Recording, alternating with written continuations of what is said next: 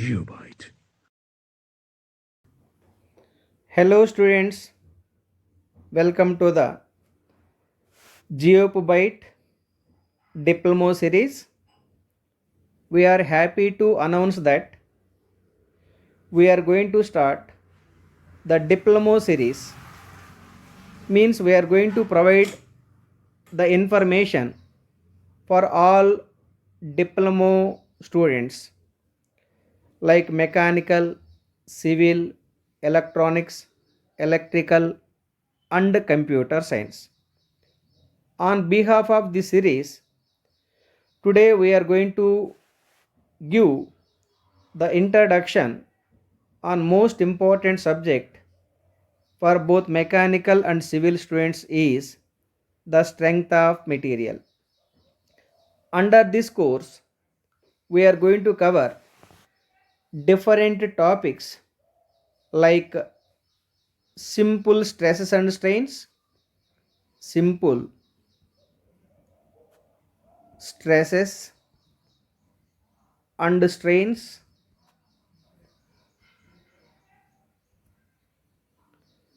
the second one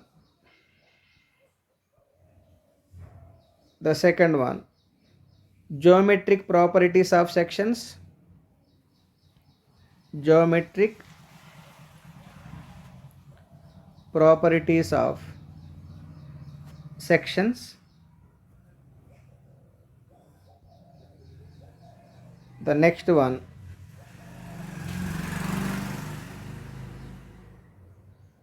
shear force,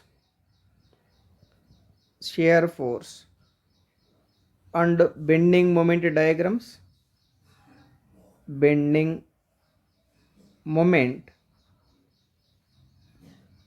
diagrams,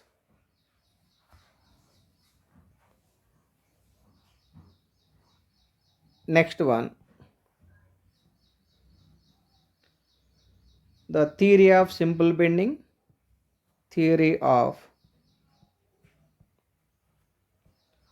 simple bending,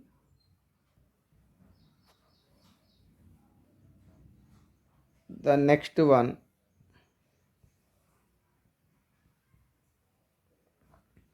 deflection of beams, deflection of beams, and the last one but not least torsion of torsion of circular shafts. These are the topics we are going to cover under the course of strength of material. This is information required for both mechanical and civil students.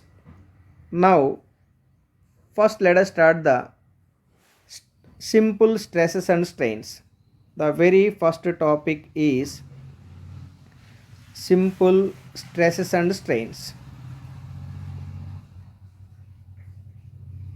Simple, 1 minute, simple stresses and strains.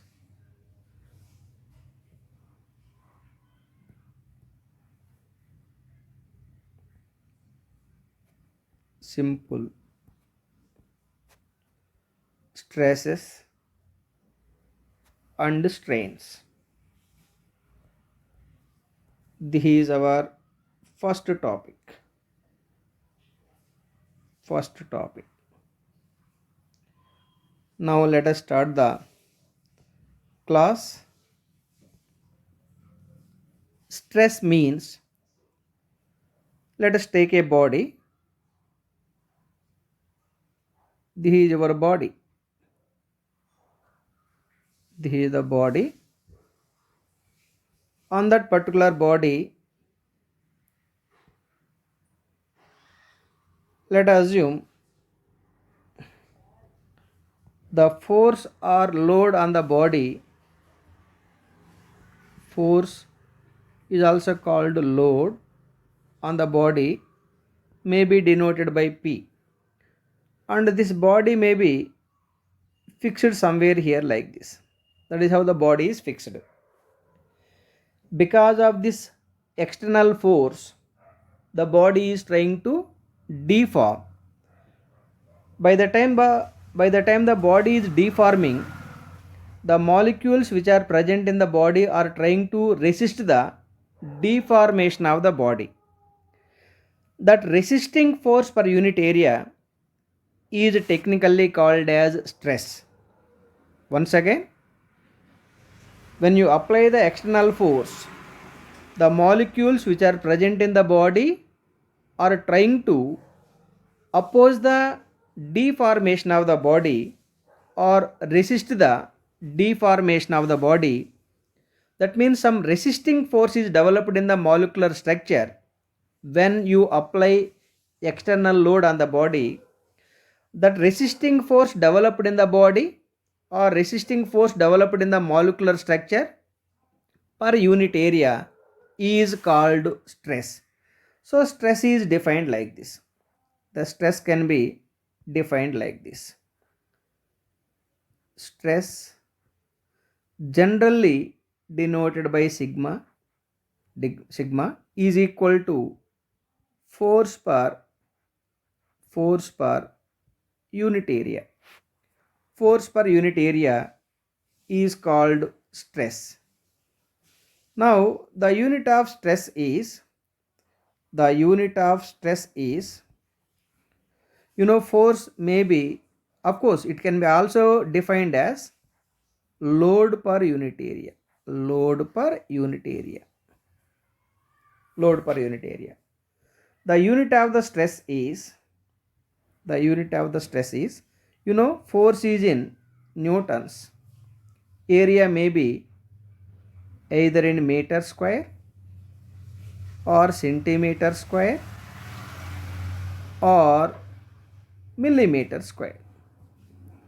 So the unit of stress is Newton per meter square or Newton per centimeter square or Newton per millimeter square. That is the unit of stress. Now let us decide how many types of stresses are developed in a body. Before going to discuss the types of stresses, first let us decide the meaning of axial load and tangential load. Dear students, axial load means if any load acts on the body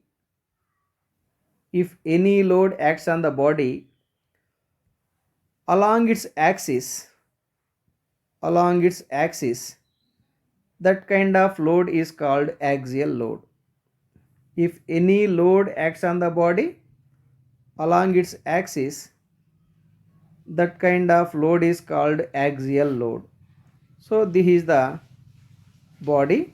This may be the axis of the body. Now if any load is acting on the body along its axis, that kind of load or that kind of force is called axial load or axial force. Axial load or axial force. This axial load may be either tensile type or compressive type. So in our diagram, look at the load direction. The load is acting away from the ends. That kind of load is called tensile type axial load. Once again, axial load means the load which acts on the load which is acting along the axis of the body is called axial load. The axial load may be either tensile type or compressive type. The compressive type axial load is like this.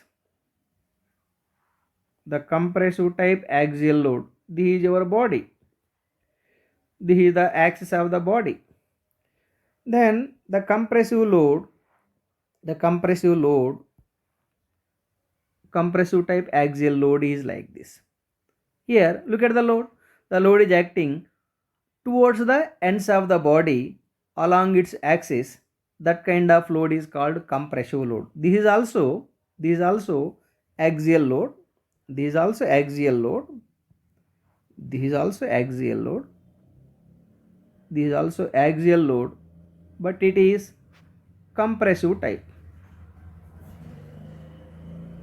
Compressive type axial load.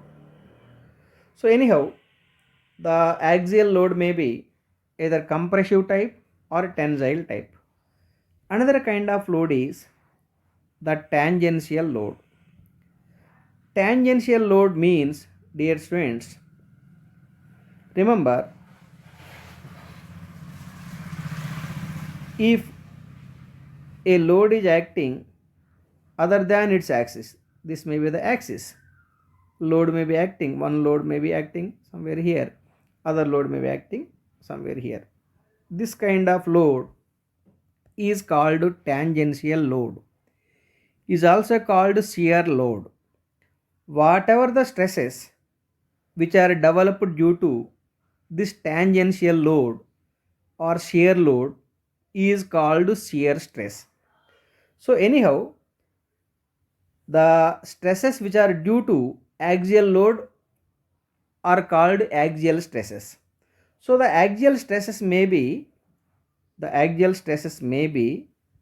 either tensile type, whatever the stress which is developed due to tensile load is called tensile stress. Tensile stress.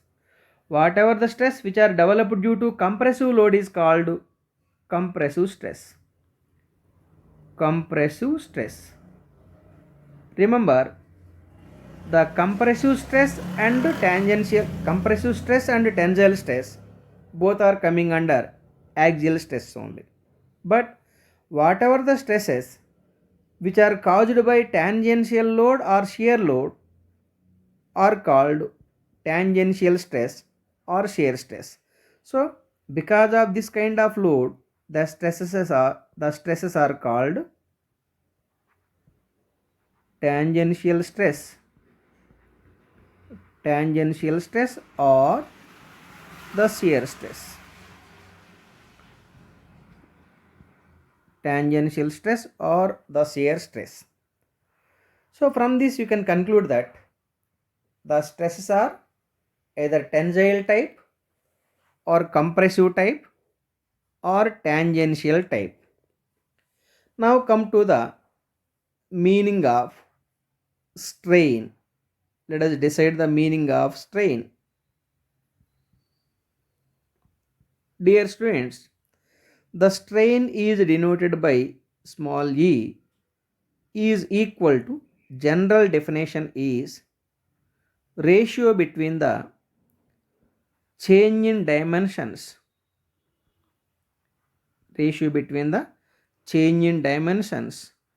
and original dimensions.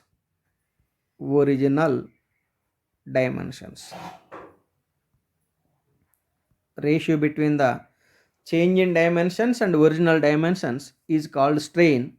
Remember, my dear students, strain is free from units. It means strain doesn't have any unit. So note, N-O-T-E, note, strain has no units.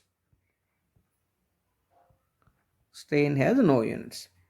Now let us decide the types of strains. Let us decide the types of strains. Types of strains are, the very first one, primary strain is also called longitudinal strain.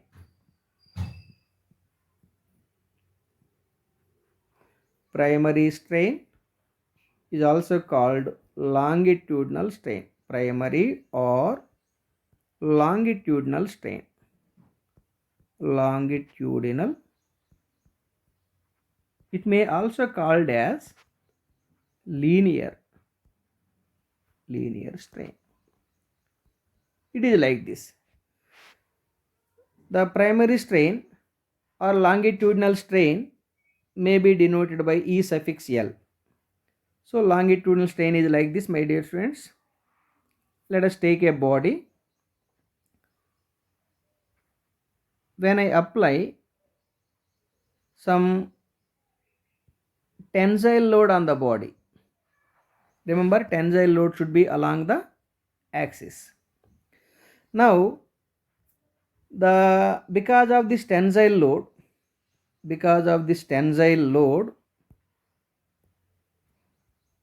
the body may be deforming like this. The body may be deforming like this. Deforming means elongating. Before the body is elongating, the initial length of the body is Li. Li be the initial length of the body. L suffix I. You should be very careful in this limited space.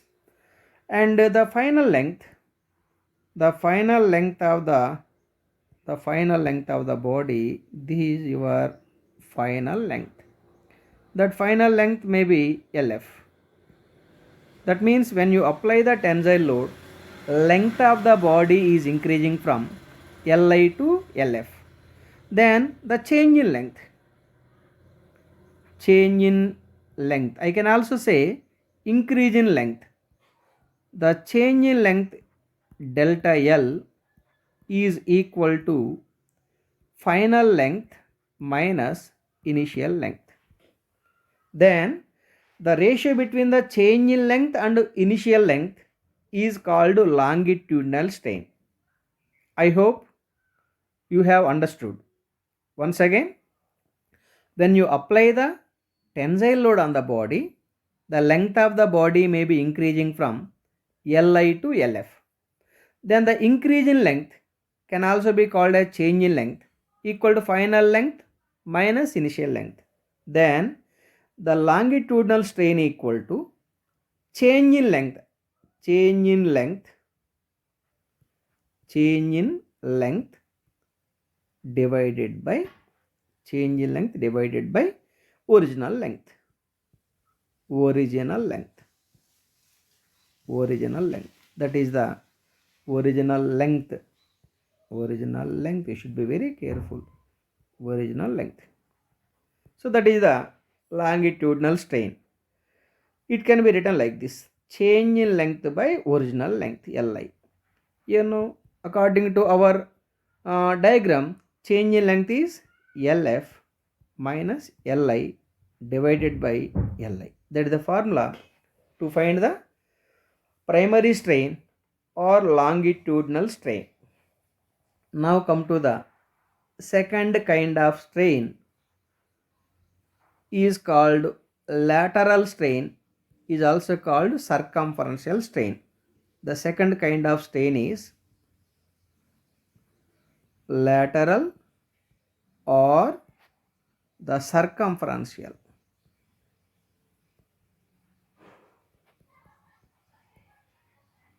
Lateral or circumferential or secondary strain. You can also say secondary strain.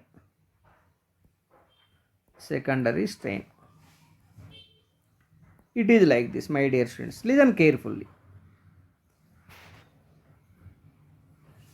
Let us discuss slowly because you are all diploma students. I am using the simple English language at your understanding level. Lateral strain or circumferential strain is like this. Let us take a body. Again, let us connect the tensile type axial load. Because of this tensile type axial load, the body is elongating, like how the body is elongated in the previous case also. Before the body is elongated, the original diameter, let me mark the original diameter. This may be the original diameter of the body, capital D. Should be very careful. This may be the original diameter of the body. So because of this tensile load, as we know, the body is definitely elongating. It may be elongated like this. After elongation, or because of this elongation, as we know, length increases but diameter decreases. This is the final diameter. This is the final diameter. Look at the students. When you apply the tensile load, while the length is increasing, diameter is decreasing. That means by the time the length of the body is changing, diameter or lateral dimensions of the body also changing. Then the ratio between change in lateral dimensions, according to our diagram, a lateral dimension is depth, not depth, diameter. In case of rectangular one, it may be depth or breadth. Anyhow, the ratio between the change in lateral dimensions and original lateral dimensions is called lateral strain. Change in, here change in diameter. Change in diameter is equal to change in diameter or decrease in diameter, I can say, the original diameter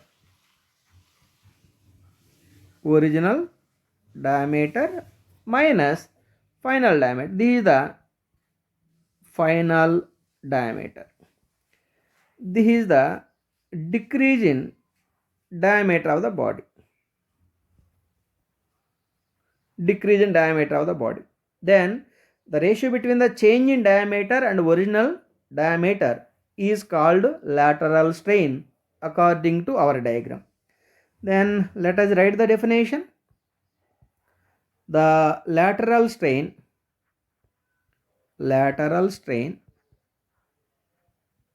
may be denoted by ED or it may be also written as EC, circumferential strain, is equal to ratio between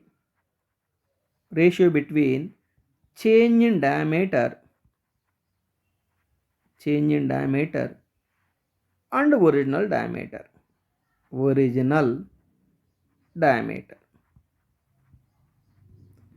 The ratio between the change in diameter and original diameter is called lateral strain. It can be also defined like this. The ratio between change in lateral dimensions and original lateral dimensions is called lateral strain. So that is about the secondary kind of strain is called lateral strain. Now come to the third one, volumetric strain.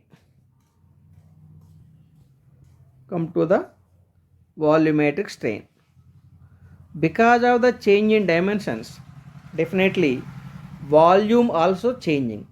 Then the ratio between change in volume and original volume is called volumetric strain. So volumetric strain may be denoted by E suffix V is equal to ratio between change in volume and original volume.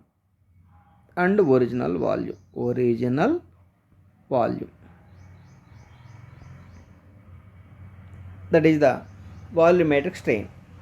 One more strain is there, that is shear strain.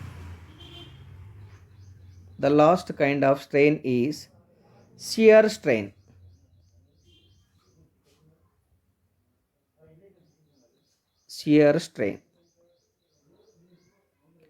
The shear strain is defined like this, my dear students. Shear strain. Let us take a body.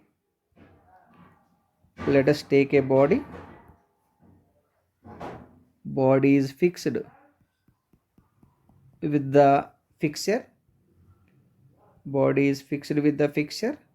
Maybe like this. This is how the body may be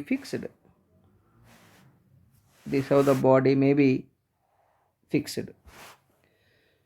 One minute. because of the limited space. Now the body may be fixed like this, my dear friends, like this. Now I am applying an external force like this, external force like this. Before going to apply the external force, the dimensions of the body may be A, B, C, D. So because of this load, because of that tangential load, you can say, because of that tangential load, the body may be deforming in this particular direction. That is how the body may be deformed. Body is deformed in that particular direction means B becomes B dash and C becomes C dash. The angle between the original face and new face may be phi. The angle between original face and new face may be phi. May be phi. It is like this. So this is the angle can be marked as phi. That is phi. Of course, this is also phi. That is also phi. Then tan phi equal to, look at the diagram, my dear students. Tan phi equal to B dash by BA. B dash by BA. Of course, you can also write C dash by CD. Now, this phi is very small, my dear students. Since the phi is very small, therefore tan phi can also be written as phi. That phi is called shear strain. Let me write that point. That point is very, very important. Here phi is very, very small. Since phi is very small, hence tan phi can be written as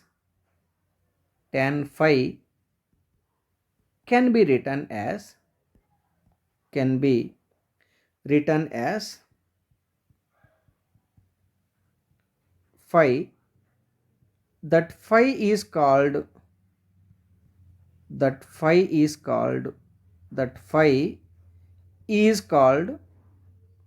that phi is called shear strain. That is the meaning of shear strain. I hope, my dear students, all of you understood the meaning of shear strain. So anyhow, strain means the ratio between change in dimensions and the original dimensions. The strains may be either longitudinal type or lateral type or volumetric type or shear type.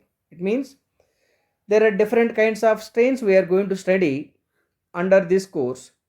First one longitudinal strain, second one lateral strain, third one volumetric strain, and the fourth one is shear strain. Remember, all the strains are free from, once again, all the strains are free from units. Now, my dear students, the ratio between lateral strain and longitudinal strain is called Poisson's ratio. So, the ratio between, let me write the definition for Poisson's ratio. Very, very important. Poisson's ratio. Poisson's ratio is defined like this. Listen carefully, my dear students. I will try to provide the clear information. Your understanding is very, very important. The ratio between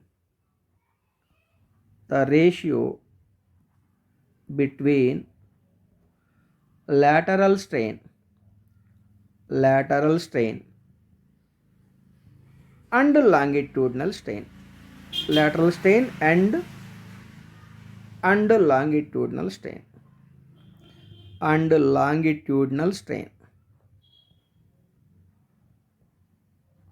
longitudinal strain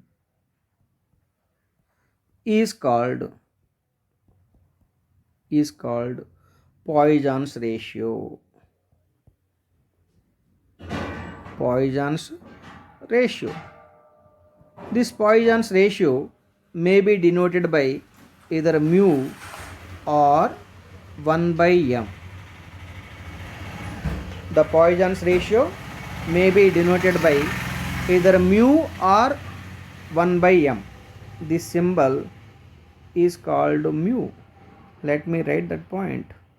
This is mu. M-U-E, mu.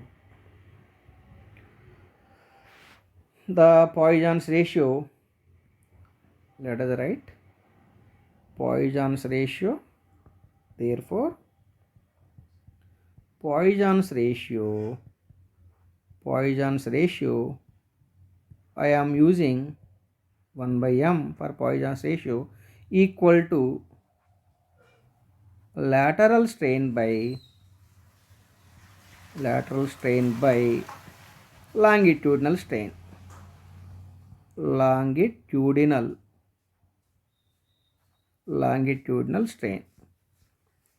You know, lateral strain is also called secondary strain. Longitudinal strain is also called primary strain. Therefore, you can also define like this. The ratio between secondary strain and primary strain is called Poisson's ratio. Since the strain is free from units, the Poisson's ratio also free from units. It is like this. The Poisson's ratio should be very careful. Note, let me write as a note. Note, N-O-T, note. So Poisson's ratio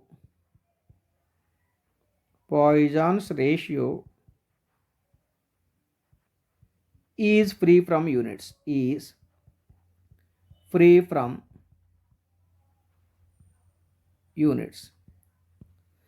Remember, Poisson's ratio is the material property.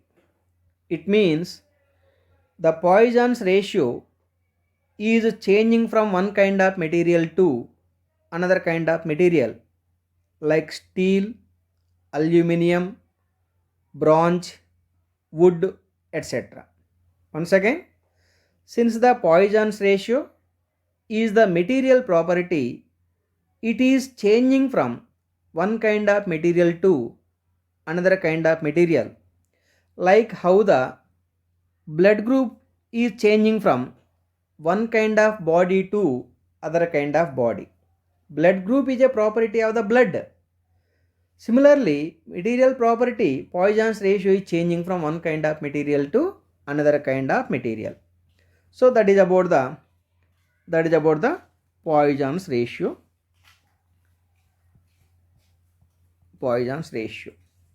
Now, let us discuss one more most important property for strength of material or for any solid is the Young's modulus. Young's modulus is defined like this.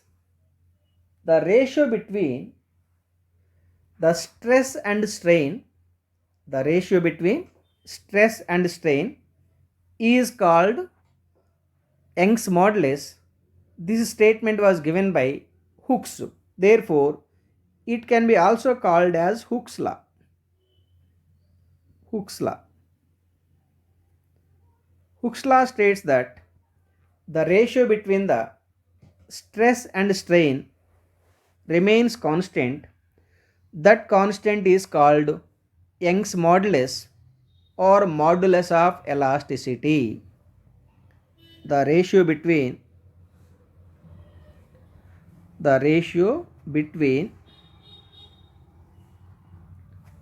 stress and strain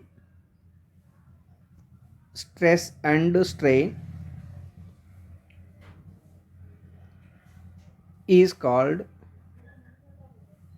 called Young's modulus.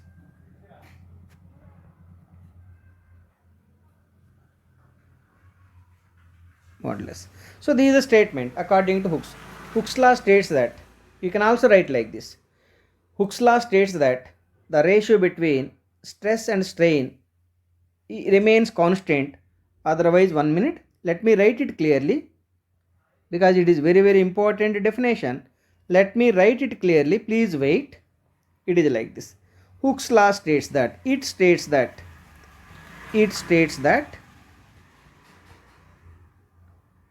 the ratio between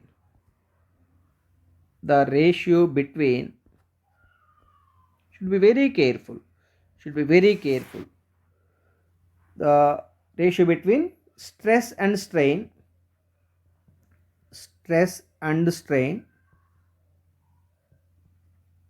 remains constant.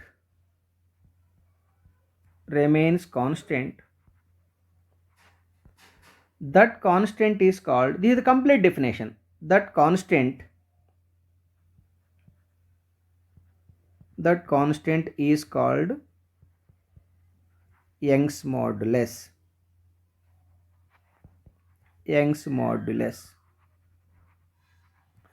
It is denoted by capital E. I hope you clearly understood. It states that the ratio between stress and strain remains constant. That constant is called Young's modulus, denoted by capital E. Therefore, Young's modulus capital E equal to Young's modulus capital E equal to Young's modulus capital E equal to stress by strain.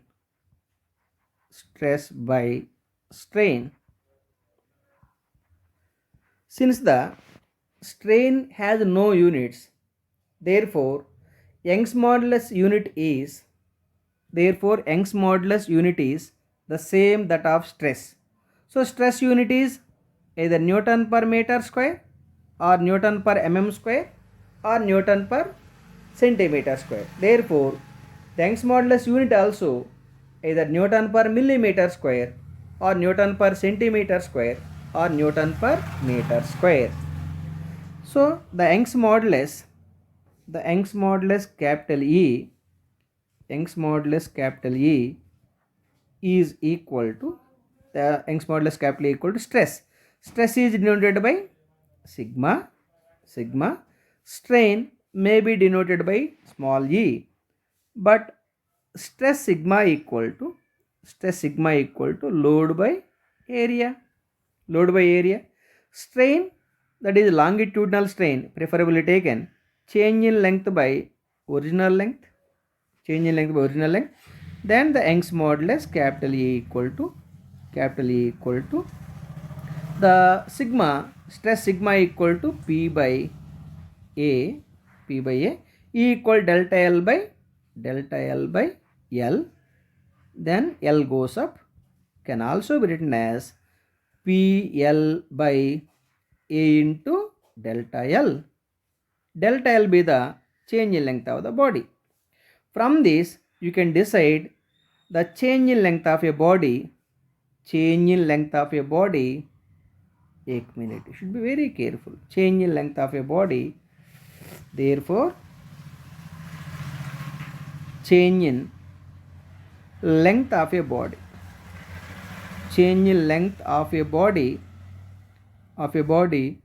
Due to external force P, delta L equal to tell me students, what is the delta L? PL by AE. We are very clever students. This is the change in length formula.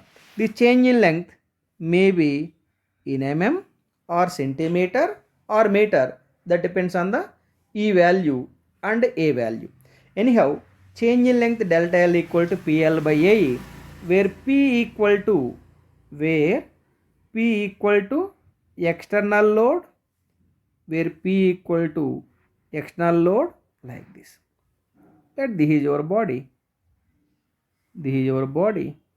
You may be applying the external force like this. This is the external force. And this is the original length of the body L. If it is a circular one, the diameter of that circular one is D. Then area, A equal to area of cross section. For circular body, area equal to pi by 4 into d square. Pi by 4 into d square. You can also write pi r square, where r be the radius of the circular body. D equal diameter of the body. D equal to diameter of the body. Diameter of body. P equal to external load. P equal to external load. External load. Dear students, remember, this is the change in length formula. This is the change in length formula because of the external load only. Because of the outside load or external load. External load. L equal to original length. L equal to original length. And E equal, already we discussed. E equal to, what is the meaning of E, students? Yes, you are very correct. You are absolutely correct. You are very clever, students. E equal to Young's modulus. Young's modulus.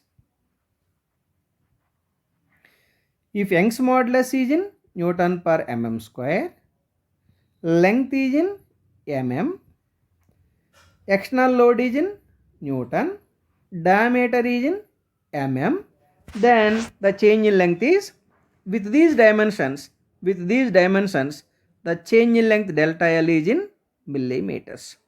That is how you can decide the change in length of a body due to external load. So with this, dear students, I am closing this video. In the very next video, we will discuss clearly the stress strain diagram, and we will solve some numericals. First we will take the simple problems, then we will go for in-depth problems. So thank you, students. Thank you very much for watching this video. Thank you very much. Geobyte.